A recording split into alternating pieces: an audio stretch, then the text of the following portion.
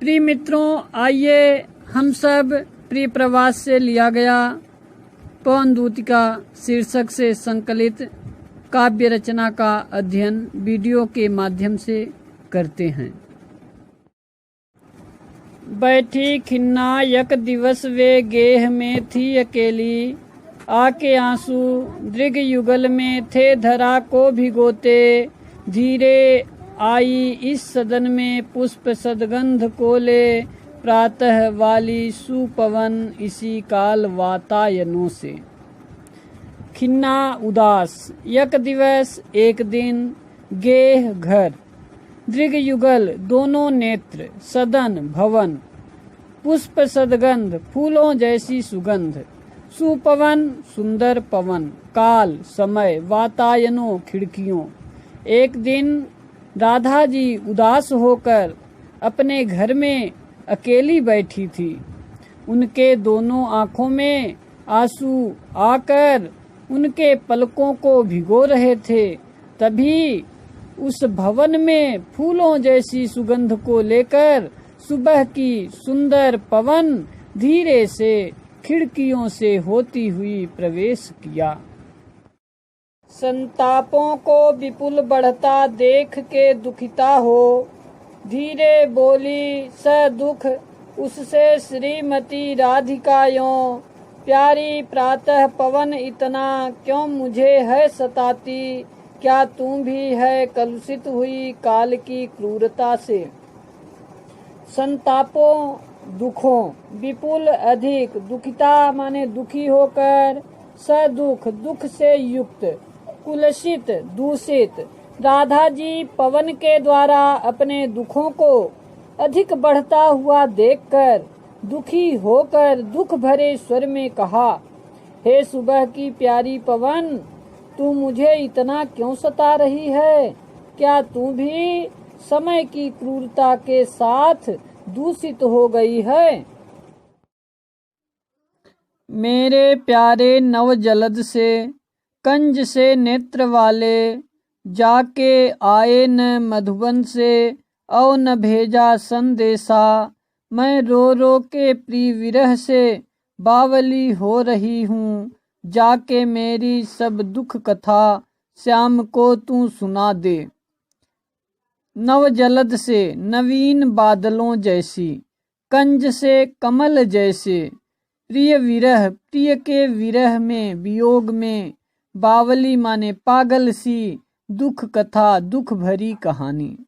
राधा जी पवन से कहती हैं कि मेरे प्रीतम श्री कृष्ण, जिनके तन की आभा नवीन मेघों जैसी है, आंखें कमल जैसे सुंदर हैं, वे मथुरा चले गए हैं और वहां से वापस नहीं आए और न कोई संदेश ही भेजा है।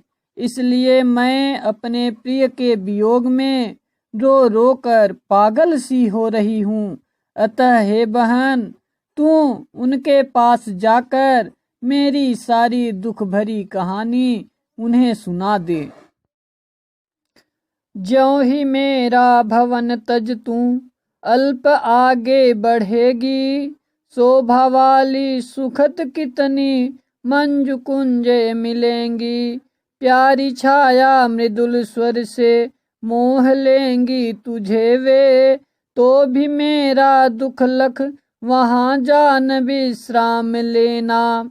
ज्यों जैसे, तज छोड़कर, अल्प थोड़ा, शोभा वाली सुंदरता से युक्त, मंजु सुंदर, कुंजे लताएं, मृदुल मधुर, स्वर आवाज, लख देखकर, विश्राम आराम।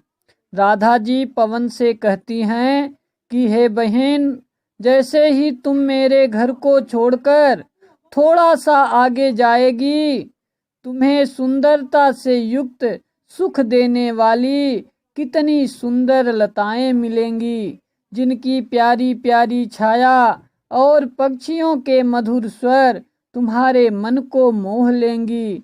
फिर भी मेरे दुख को ध्यान में रखती हुई तुम वहाँ आराम मत करने लगना।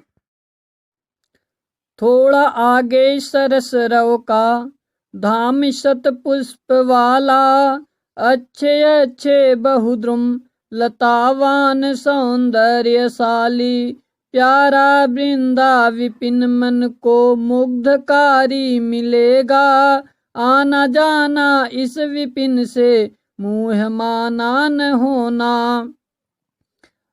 सरस माने मधुर, रव स्वर, धाम उपवन, द्रुम वृक्ष, लतावान लताओं से युक्त, वृंदा विपिन तुलसी का बगीचा वृंदावन, मुग्धकारी मोहित करने वाला, मुँह माना आकर्षित या मोहित।